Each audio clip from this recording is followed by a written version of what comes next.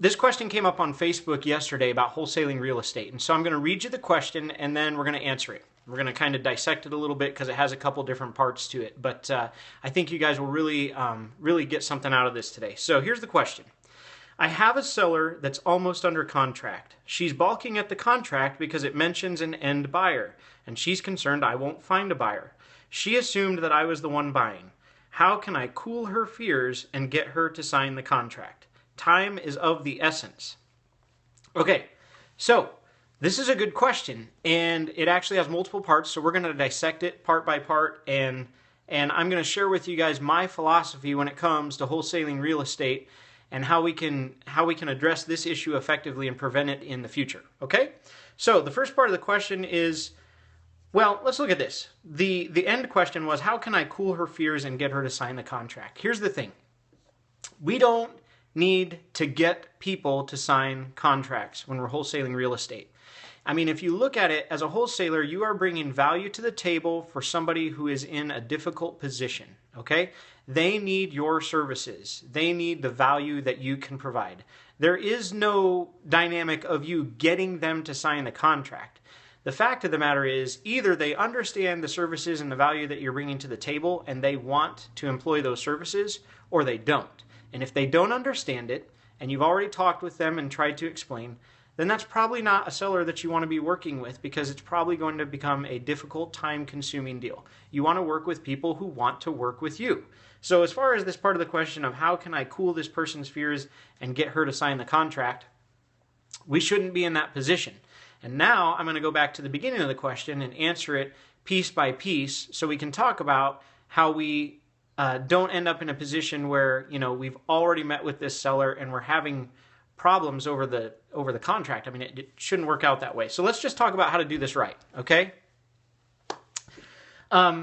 We have a seller that's almost under contract. I don't understand what that means, and here's why. When I meet with sellers, there's either a contract or there's not. When we meet and I look at their house and I'm ready to make them an offer, I either drive away with a contract and agreement or I don't. So there is no almost under contract. That's the first thing.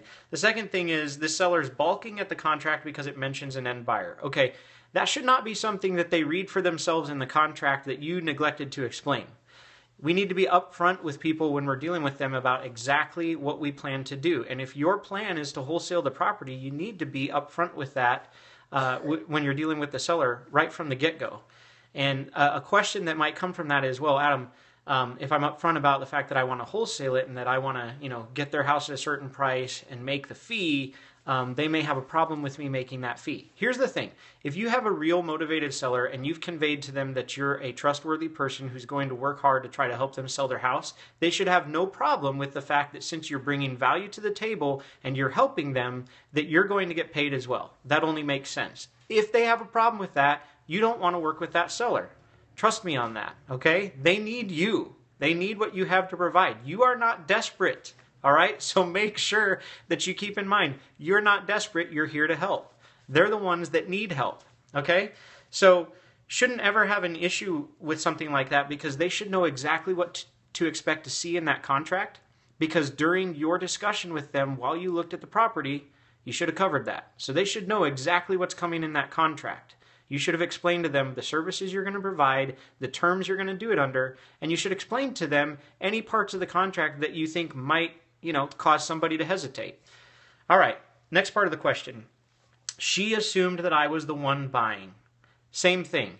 I know that there's a lot of real estate educators out there that convey that if you're going to wholesale, that you need to, you know, put it out to the seller that you are buying their house. And if you ultimately know you're going to assign that contract, just be straightforward about it. You don't have to mislead people and make them think you're buying the house if you're not truly, you know, bringing the cash to the table and buying the house. You don't need to make people feel that way. If they really want to sell their property and they believe that you're trustworthy and that you can help, why does it matter? As long as the house gets sold and they get what they need, that's the key. Okay. And then this question of, at the end, how can I cool her fears and get her to sign the contract? We already addressed how we don't get people to sign contracts. We show people the value that we want to bring to the table, and they either want to employ our services or they don't. Okay?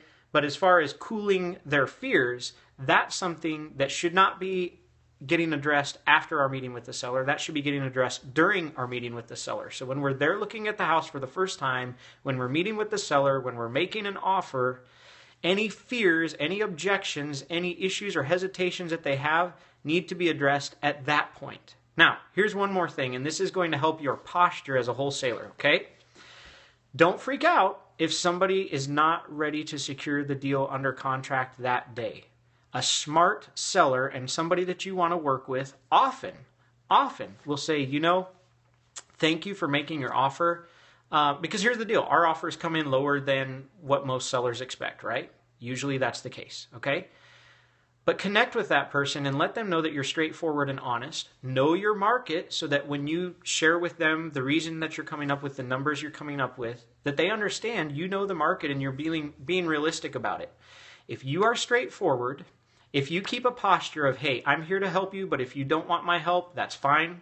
If you keep that posture, I guarantee you that's going to make you different. It's going to differentiate you from every other wholesaler that they talk to. And even if they don't want to enter contract with you that day, that moment, because this is a big decision, selling their house, right? It's a big decision. Most people aren't used to, someone shows up at their doorstep, makes them an offer, and is ready to do a contract right there. This feels weird to people. So they may want a day, 2 days, a week, 2 weeks, a month to sit on your offer, and they might want to go around and talk to other people and see what other kinds of offers they get. That shouldn't bother you. You should feel secure in the offer you made, that you're giving them something fair and that you're bringing them value to the table and that you have enough confidence in your abilities that you don't need their business. You'd like to have it, but you don't need it. I will tell you, I've had so many people come back to me. Sometimes it's within 24 hours. Sometimes it's a week. Sometimes it takes 3 months. But I've had so many sellers come back to me and say, you were the only person that I felt was honest and straightforward. You were the only person that seemed to have real confidence and know what they were doing. And so I want to do business with you. I'd like to talk again and have you make me your offer again. I've had that happen a lot. And it's because most wholesalers are postured incorrectly and they have an incorrect philosophy when they approach sellers. Don't be hung up on securing the deal right here, right now. Now, that's going to happen for you sometimes, okay? But don't be hung up on that. Only be concerned about bringing value to the table and helping that person out.